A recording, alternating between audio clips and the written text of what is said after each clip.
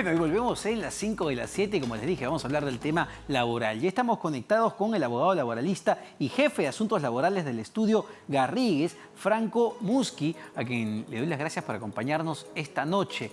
Doctor Muschi, no sé si estoy pronunciando bien su apellido ante todo. ¿Es correcto, Muschi? Sí, es correcto. Muchísimas gracias. Buenas noches. Perfecto, buenas noches. Y en principio le pido que le explique a nuestro público qué implica ampliar la suspensión perfecta de labores hasta el 5 de enero, ¿verdad?, del 2021. Esta medida ha sido criticada desde el principio cuando se dio, se dijo que se afectaba los derechos de los trabajadores. ¿Es realmente así? ¿Qué significa la suspensión perfecta?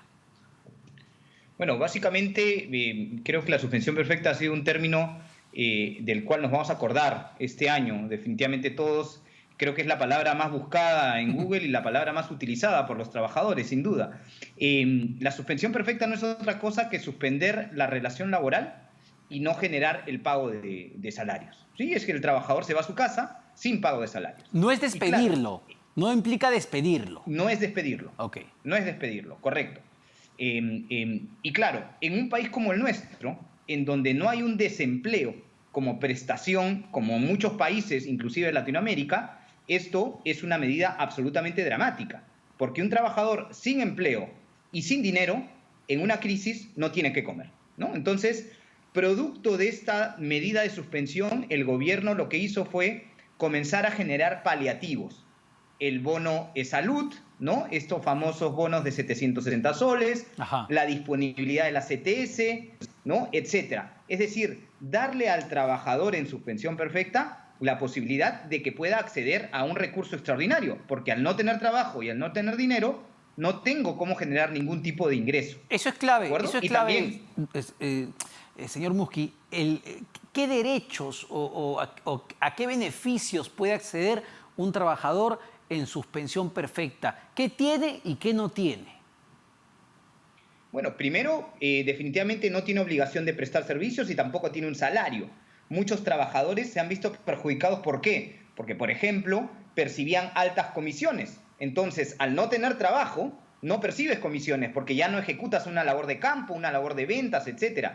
Entonces, pierde la remuneración regular que venía, ¿no?, ganando. Por el contrario, ¿qué ganas? ¿Sí? Con un procedimiento de suspensión perfecta tienes acceso a básicamente prestaciones como disponer de tu CTS por cada 30 días de suspensión perfecta y además el famoso bono de salud, ¿no?, que normalmente tiene este mecanismo a través del cual se reparte estos 760 soles al trabajador. Ahora, mientras dure el procedimiento de suspensión perfecta, puedes tener esos beneficios. Me parece, porque lo consulté hoy por la tarde, que no es mientras dure el proceso de suspensión.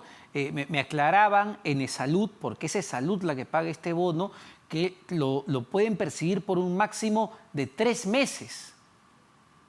Hasta 90 días. Hasta 90 días. Efectivamente. Y por favor, le pido que precise, porque no son todos los trabajadores. Tienes que tener o cumplir ciertas características como el tamaño de la empresa o el ingreso que percibes, ¿no es cierto? Es correcto. Estas medidas se han ido acotando, ¿sí? Y ahí, claro, está la dimensión, la famosa dimensión de las empresas con menos de 100 trabajadores, ¿de acuerdo? Pero son medidas que desde el punto de vista del empresariado han sido también cuestionadas, porque generan algún tipo de discriminación, sí, ¿de acuerdo? Y eso, sin duda, es algo que una norma no debería generar. Ahora, la problemática de la suspensión perfecta no va necesariamente de la mano con los beneficios que se irrogan, sino va de la mano con algo que está latente, que es la demora en la resolución.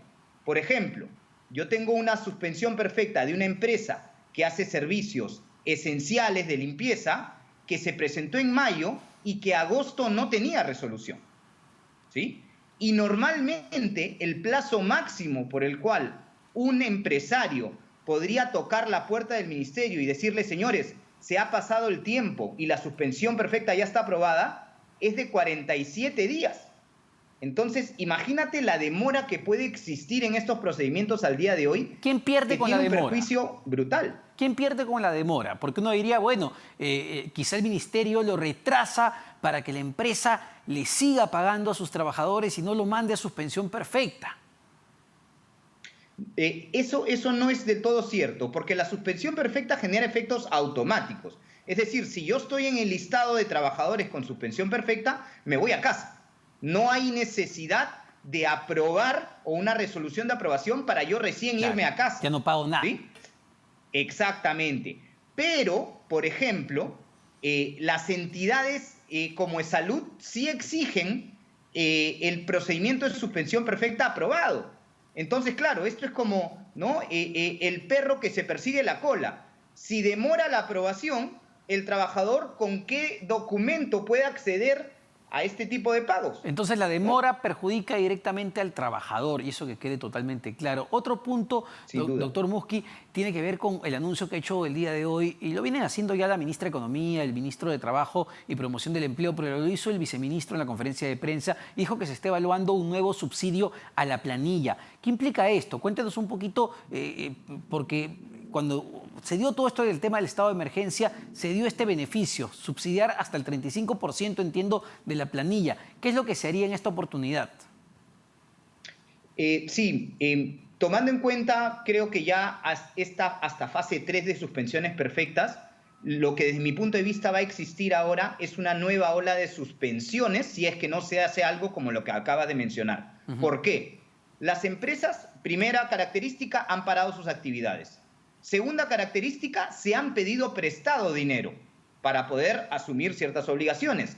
Tercera característica hoy, la reactivación no es del todo 100%, con lo cual una empresa que ha pedido un préstamo, una empresa que no tiene cómo pagar, va a tener que cortar ¿qué cosa? Trabajadores, sueldos, no pagar beneficios. Entonces, si el Estado con esta alternativa no promueve algún incentivo para que los empresarios puedan contratar personal, lo único que va a generar es que los empresarios se desprendan de su personal porque no van a tener cómo pagar. Este subsidio lo que hace, y se ha hecho, por ejemplo, en España, en la época de crisis, es decirle a un empresario, por ejemplo, si tú contratas a un trabajador por espacio de 12 meses y ese trabajador tiene una edad de más o menos 24 años, te doy un bono anual, supongamos, de 10.000 soles, ¿de acuerdo? Si tú lo contratas de manera indefinida, te doy un bono de 15.000. Esos incentivos lo que generan, ¿qué cosa es?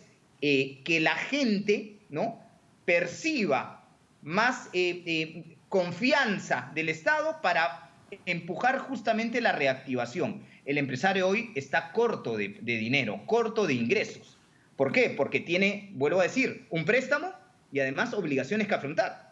Y es lo que se necesita, ¿no? Porque lo que hemos visto, doctor Musqui, lamentablemente en los últimos meses es efectivamente que muchas empresas han retomado actividades y el empleo se ha empezado a recuperar, pero lo que se ha empezado a recuperar, y que esto quede claro, es el empleo informal. Ese que no da ningún beneficio, que no te da CTS, no hay vacaciones, ese que no accede a suspensión perfecta ni nada. Y en su defecto, el empleo formal sigue destruyéndose, sigue cayendo, y eso es un problema. Entonces nos preguntamos, ¿cómo hacemos para incentivar el empleo formal en el país en unas circunstancias como esta?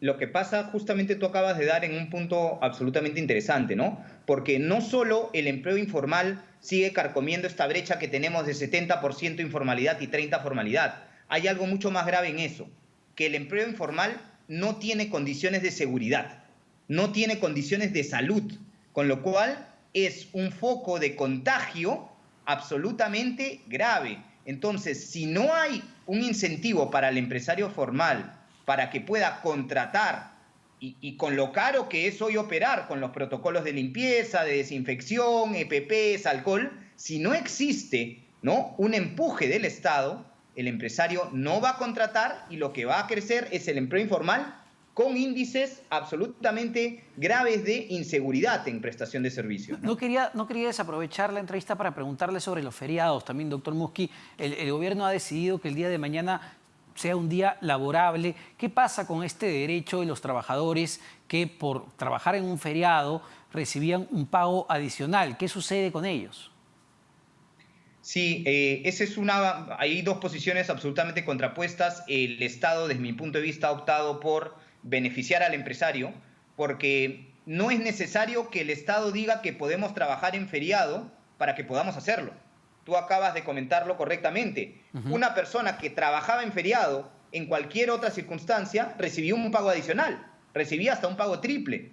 Entonces, ¿qué ha hecho el Estado? Ha eliminado la condición de feriado y, por lo tanto, la prestación de servicios en ese día es una prestación regular. ¿Para qué? Para incentivar, ¿no? Un poco más la economía. Ahora, tomando en cuenta que la reactivación no está del todo completa, yo creería que ese efecto no es del todo, pues, ¿no? Como trata de proponerlo el Estado, ¿no? Si estuviésemos pues a toda máquina, yo diría, ok, no podemos parar, pero estamos saliendo, ¿no? Sí, pues. Me parece que hay situaciones un poco más cautas para promover la reactivación, ¿no? Perfecto, clarísimo. Entonces, doctor Franco Musque, abogado laboralista y jefe de asuntos laborales del estudio Garrigues, que nos ha dado luces sobre todos estos temas. Muchas gracias. Bueno, ya hemos llegado al final del programa, estamos volando. Muchas gracias por sintonizarnos y vernos en las 5 de las 7, pero no se despeguen de la programación de RPP Televisión porque ya viene Tatiana Alemán con las claves del día. Muy buenas noches.